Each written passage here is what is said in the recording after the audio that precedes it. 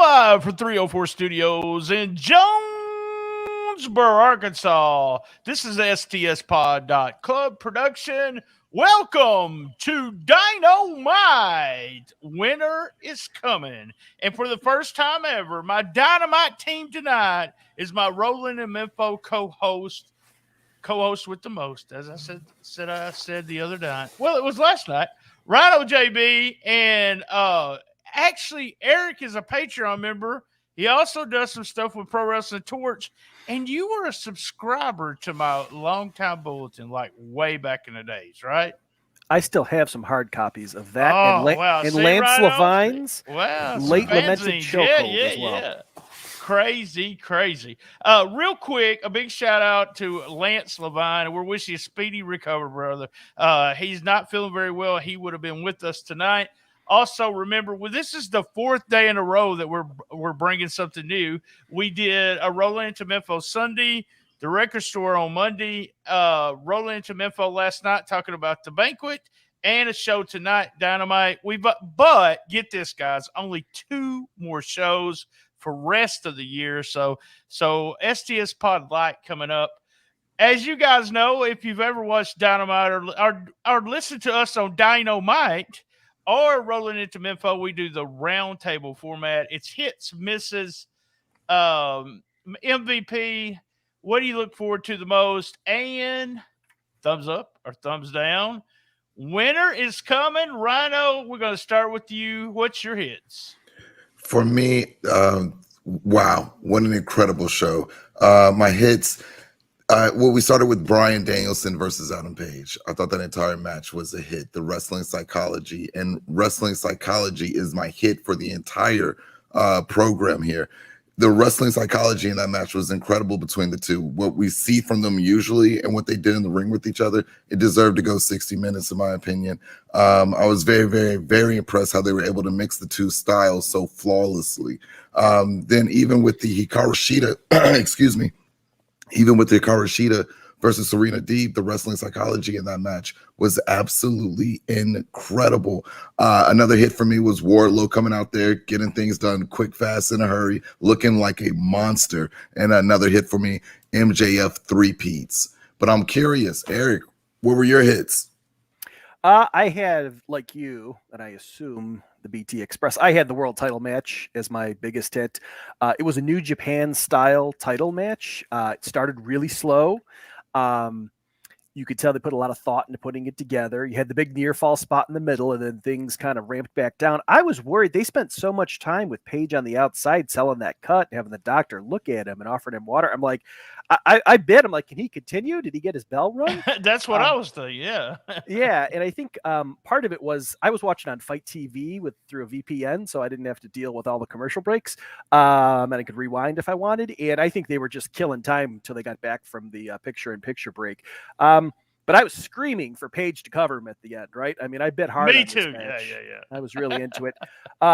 It reminded me of I'm old enough to have seen when it originally aired in syndication on NWA Worldwide Wrestling, the Barry Windham Ric Flair 60-minute TV draw, which may be one of the, for us old timers, one of the more famous world title match time limit draws. And I was reminded of the late great Dusty Rhodes screaming at Tony Schiavone, "Tony, get me a cerveza." So. The psychology was good. They set up a rematch either at probably not Battle of the Belts, if that's only going to be a 1-hour show, but possibly at the early March pay-per-view Revolution down in Florida. So that was my biggest hit. The crowd reaction tonight, both for that world title match and then when MJF was out there, the crowd heat really added to the show, I thought.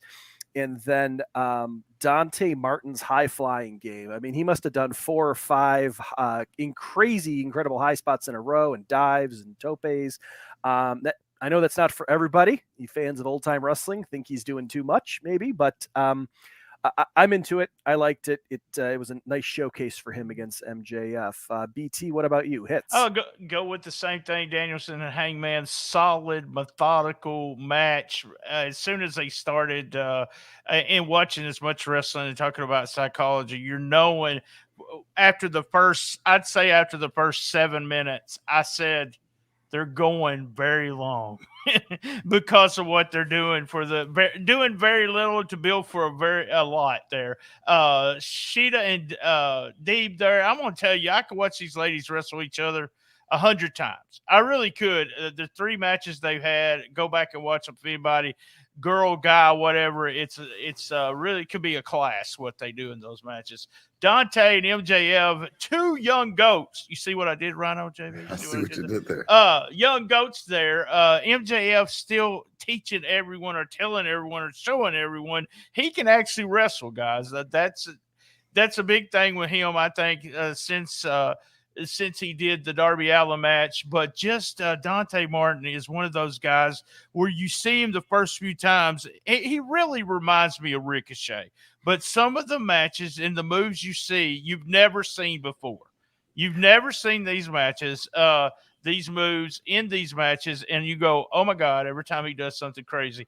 At the very end, when the lights went out, I popped huge, because I thought it was going to, and I'm with you too, Eric. Let me go back to I patting the chair real loud for Hangman to get his ass over to pin Bryan Danielson. I was going penny, but I also was popping for the finish because I thought it was going to be the Briscoes when the lights went on. I thought we were going to have the Briscoes debut tonight, but Sting and Darby, hey, I love that too, and we got a 6-man tag coming up. All right, how about Mrs. Rhino, JB? For me, that first match being as incredible as it was, you guys, just like you guys, I was hoping for a winner and pin them, but it ended in a draw, just like you heard the crowd booing. I was booing in my heart as well. I wanted them to do a sudden death match or something. I was hoping Tony Khan would come out there and invent something new where this has to go down right here, right now. But I hated that it ended in a draw, and I was just really hoping we got a winner. Even now, sitting here, I wish we got a winner. The commercials, Yes. Wow. I'm just gonna say the commercials. I don't even want to talk about them.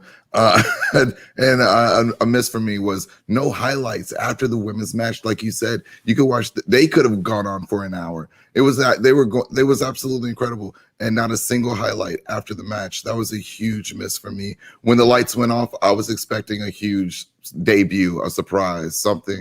It was a miss for me that it was Sting and Darby. I wasn't thinking of them. Didn't care for them to be there. And when the lights came on, I was a little disappointed. Nothing but love and respect to them. I love them. But I was hoping for a debut. And those are my misses. Eric, what about you? Well, Rhino, I was assuming that I thought it might be Bray Wyatt and whatever he's going to be called, Wyndham Rotunda. Yeah. There was chatter about that. Tony Khan, in one of his numerous appearances, hyping up this show, trying to pop a rating, said, "Well, don't worry, you'll get some surprises tonight and beyond, right, in the coming weeks." So it wasn't tonight, but it will be maybe in the weeks ahead. So for me, my misses were the 4 ad breaks in the world title match when they introduced State Farm as the presenting sponsor at the start. I thought maybe that meant we would get fewer commercial breaks. It didn't impact me because I was watching on Fight TV from London, England, as far as anyone knows, according to that VPN. So, but I saw a lot of people on social media getting really frustrated by that, and I would agree that picture-in-picture, it's not the same thing. Even if you put your TV on mute to just focus on it, it's tough. My other miss is I didn't have a lot of misses on this show. I thought it was a really strong episode of Dynamite. Is that Kevin Owens has apparently re-signed with WWE. He's taken the money and running. I don't blame him. If you can get paid, and Tony Khan and Vince McMahon are going to help certain wrestlers get paid, I am all for that.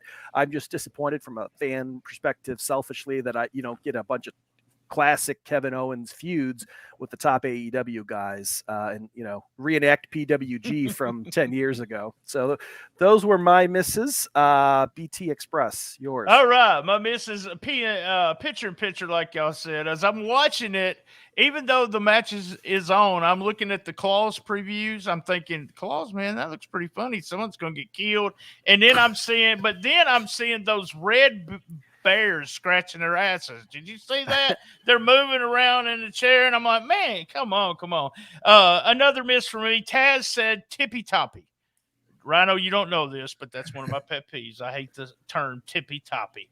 The signs in the crowd are just kind of getting on my nerves. They're about Eric Bischoff. They're about Jim Cornette. They're about the fans trying to get over, and we're having a classic match. I'm tired of it. I know they've been doing it for a long time.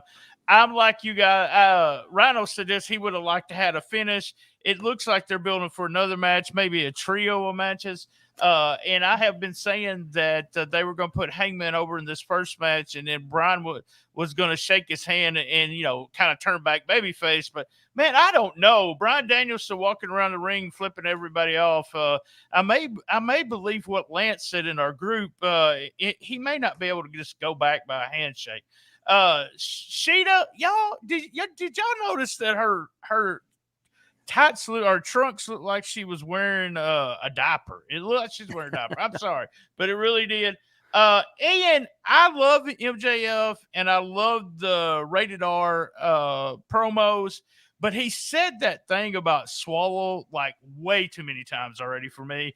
Unless it is a catchphrase, it's really not going to mean anything. And I don't think that can be a catchphrase, can it? He's responding to the crowd saying MJF sucks, though, right? I know, but I don't know. I cringed a little bit, but it was. I guess it was after 10. What is it? After 10 o'clock Eastern time. So maybe it's good to go at that time zone. All right, man. MVP for the show. What do you think, Rhino JB? For me, it's Bryan Danielson. My God, what a wrestling genius. No matter where this man goes, he's going to put on the best match. To me, he's the wrestler of the year, looking like he's going to be the wrestler of next year. My MVP, Bryan Danielson. What about you, Eric?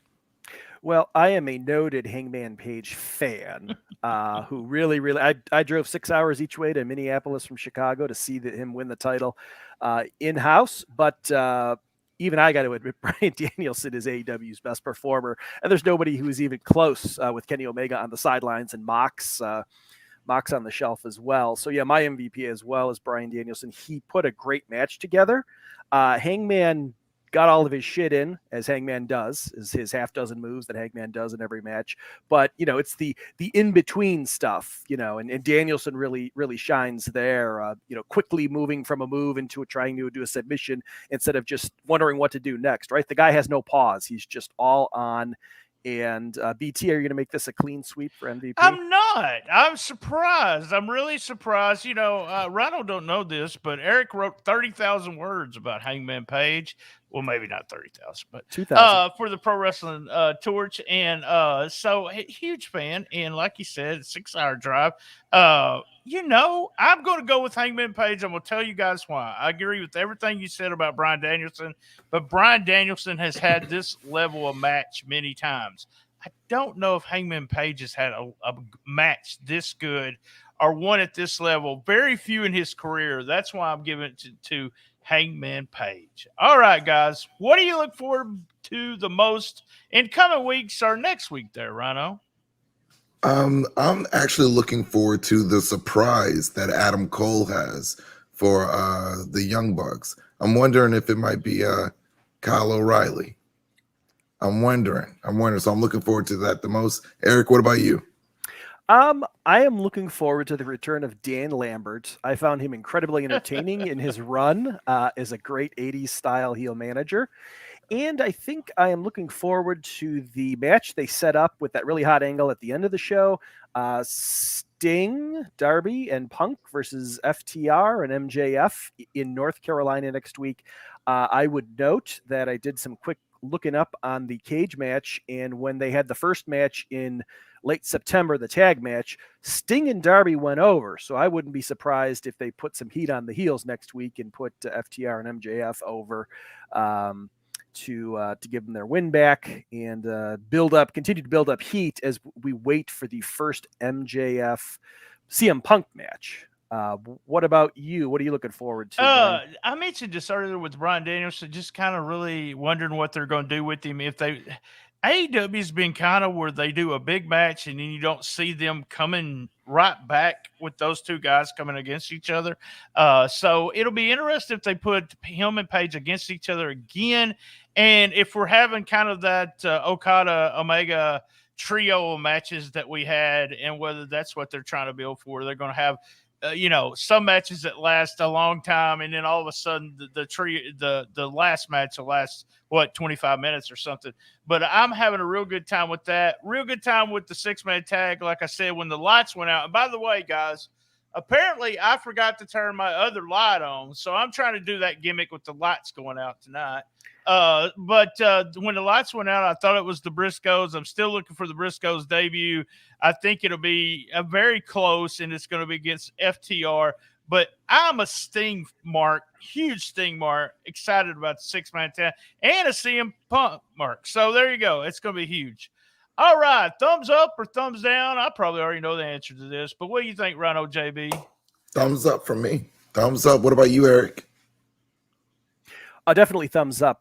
Wade Keller of the Pro Wrestling Torch, who is notoriously stingy in his star ratings, has already given this one 5 stars, and he never gives anything 5 stars, best I can tell.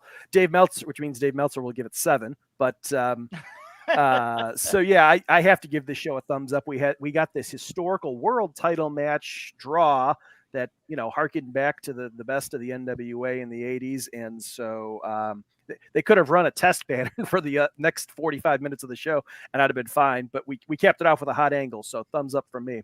Brian? Thumbs up. Yeah, no, I think every AEW show has been a thumbs up for over a year. I mean, there's always something that I get away and enjoy. And there's always, almost every match, every show has a dream match for me. And that's one of the things you mentioned about Kevin Owens, and one of the reasons why I don't like the WWE as much as Rhino. Rhino loves the WWE, but I don't like it as much as because I don't have those dream matches anymore. There's really, you say, well, we bring Owens, we can put Owens against this guy, this guy, this guy, this guy, boom. But it really is not there for me with the WWE.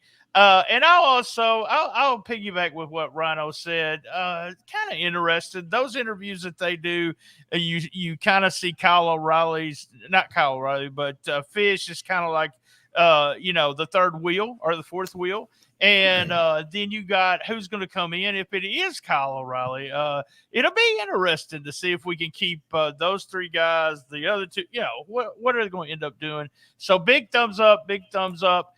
There's no truth to the rumor that we all sit around and smoke weed. Now, even though Rhino sounds like that, is no truth to that rumor. I had to give you hell for that voice. I hope you're feeling better by Saturday, man. You gotta have that voice, that silk voice going on. And again, to our buddy Lance Levine, we hope you the best, man. We hope you get well quick. And you guys know, same bat time, same bat channel on the best little wrestling podcast in the business. Eric knows this, and Rhino knows this. I love my mama. Me too.